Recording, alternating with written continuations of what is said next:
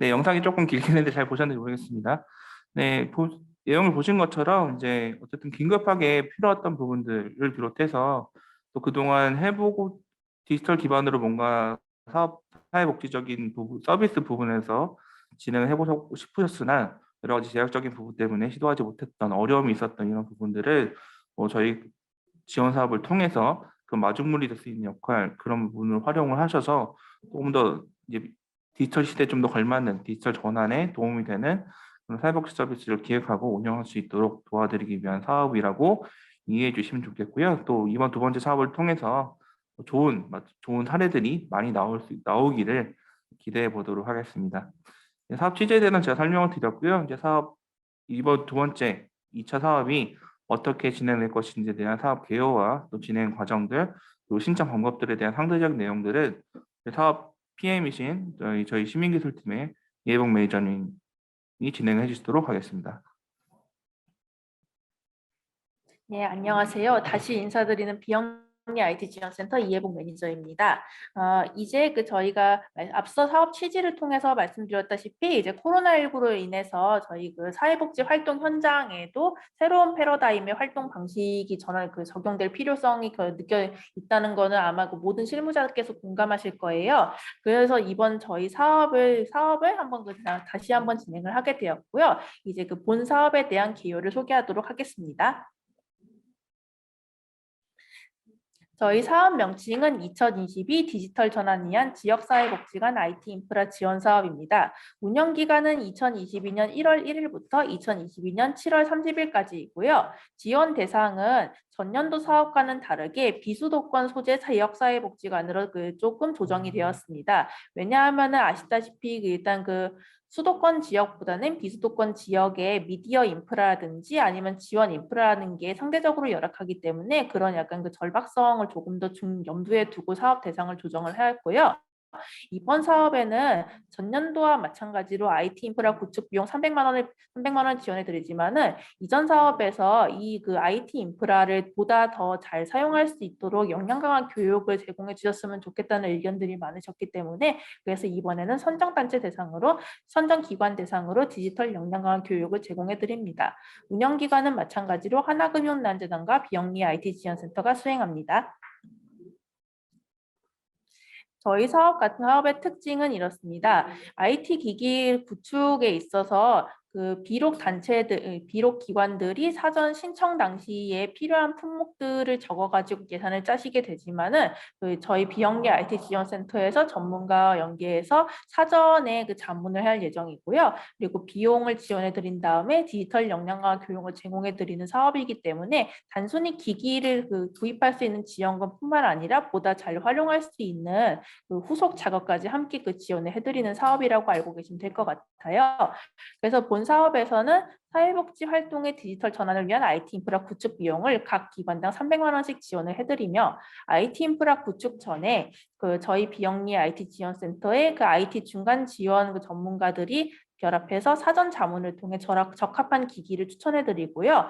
그리고 사회복지 실무 역량 향상을 위해서 디지털 역량화 교육을 3차례 제공해드립니다.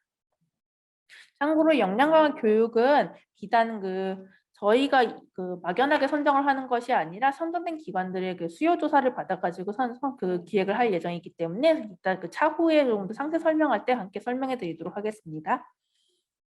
사업 일정을 함께 볼게요.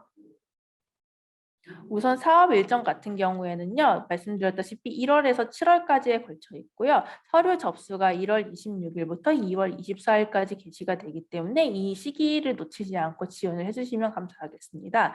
그리고 서류 심사가 2월 25일부터 3월 24일까지 한 달간 이루어질 예정이고 결과는 3월 25일 날 최종 선정 기관이 발표됩니다. 이어서 선정 기관의 IT 구입 지원금과 함께 IT 자문을 수행할 예정이고요. 이후 기기를 구매하고 그 기기에 대해서 결과 보고를 수행하게 됩니다. 그 사이에 교육을 기획하고 교육을 운영하기 때문에 선정기관께서는 참여해 주시면 감사하겠고 마지막으로 7월에 참여해 주신 선정기관들을 대상으로 온라인 성과 공유회를 수행할 예정입니다. 다만 세부 일정은 상황에 따라서 다소 조정될 수 있기 때문에 이 점을 미리 염두에 두시면 좋겠습니다. 그럼 사업의 세부 내용으로 넘어가겠습니다. 이번 사업의 지원 대상은 전년도에는 전국의 지역사회복지관 및 지역아동센터였지만은 올해는 비수도권, 서울, 경기, 인천을 제외한 광역지역에 소재하고 있는 사회복지관입니다. 사회복지관은 종합사회복지관뿐만 아니라 노인복지관, 장애인복지관 등의 단종복지관도 지원이 가능하시고요. 예를 들어서 무슨 종합사회복지관, 무슨 노인복지관, 무슨 장애인복지관, 무슨 청소년복지관 등이 참여 가능하십니다. 대신에 서울, 경기, 인천에 소재한 지역사회복지관은 참여하실 수가 없으시고요. 이와 마찬가지로 등록 서류, 예를 들어 시설 신고증이나 고유번호증상 주소지가 수도권인 경우도 불가하시다는 점 염두에 두시면 좋겠습니다. 아울러 2021년에 수행한 디지털 전환 위한 사회복지기관 IT 인프라 지원 사업의 기선정된 기관 같은 경우에는 본 사업에 재참여하실 수가 없으시기 때문에 이 점을 참고하시면 좋겠고요. 지원 내용은 우선 첫 번째로 IT 인프라 구축 지원이 있습니다. 지원 금액은 각 기관당 300만 원의 비용을 제공을 해드리고 총 30개의 기관을 선정을 해서 지원을 합니다. 다만 그 지원비 같은 경우에는 IT 기기 구입을 위해 쓰이는 비용이기 때문에 신청 가능한 품목을 봐주시면 좋을 것 같고요. 예를 들어 데스크톱 PC, 노트북 혹은 미디어 콘텐츠 제작 활동을 위한 영상 장비, 기타 IT 기기 등이 제공 가능합니다. 물론 신청하신 품목을 그대로 지원을 하실 수 있겠지만은 그래도 저희는 지원 기간 선정 이후에 앞서 말씀드렸다시피 전문가가 사전 자문을 통해서 신청한 IT 항목을 조정할 수 있습니다. 예를 들어서 예산이 300만 원인데 300만 원을 초과하는 기기를 신청하셨다면 조정이 있을 수가 있고요. 혹은 단체 활동이 단순 행정 업무에 필요한 기기인데 고사양의 기기를 신청하셨다 그러면 행정 업무에 보다 적합한 기기로 조정을 한다든지 반대로 영상 작업을 해야 되는데 너무 저사양의 기기를 신청하셨다 그러면 고사양의 기기로 추천을 해드리는 등 소정의 자문이 들어가고요. 대신에 최종 확정된 IT 인프라는 이영리 IT 지원센터가 아니라 선정된 기관에서 직접 구입을 하시고 나중에 결과 보고를 제출해 주시는 식으로 진행됩니다. 참고로 기관을 선정할 당시에 지역 간의 균등 배분, 예를 들어 특정 지역에 과도하게 쏠리지 않도록 그런 식으로 균등 배분을 위한 사항도 고려될 예정입니다. 디지털 역량 강화 교육 같은 경우에는 선정 기관을 대상으로 교육 수요 조사를 진행하는데요. 예를 들어서 수요 조사에는 온라인 모금, 온라인 홍보 등등의 사회복지 현장 실무에 필요한 활동이 있을 것 같고요. 그 외에 최근의 IT 트렌드를 반영을 해서 추가 기획할 예정이고 비대면 온라인 교육으로 3회차가 진행이 됩니다. 선정 과정은 이렇게 세 가지의 과정을 거치게 되는데요. 우선 2월 24일까지 마감되는 서류 접수에 신청을 해주시면은 3월 24일까지 서류 심사를 진행을 하고요. 3월 25일 날 최종 선정을 발표합니다.